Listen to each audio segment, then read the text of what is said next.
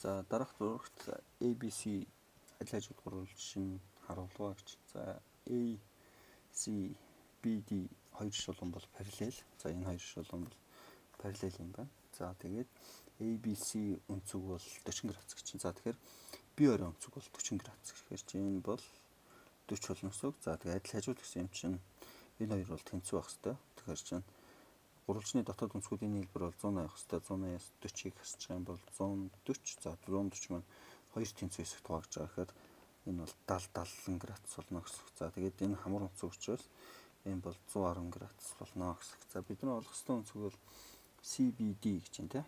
За тэгэхээр CBD гэхээр энэ өнцөг болж таарах нэ.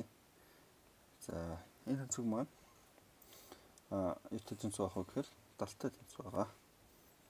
За энэ нь бол яаж болж байгаа нөхөр хоёр параллел шулууныг огтлоход үүсэх энэ хоёр өнцөг бол хоорондоо бол тэнцүү байдаг. За тэгэхээр энэ 70 градус өнцөг маань за энэ тодорхойлж тэ энэ өнцөг маань энэ өнцөгтэй бол тэнцүү болж таарна гэсэн үг шүү.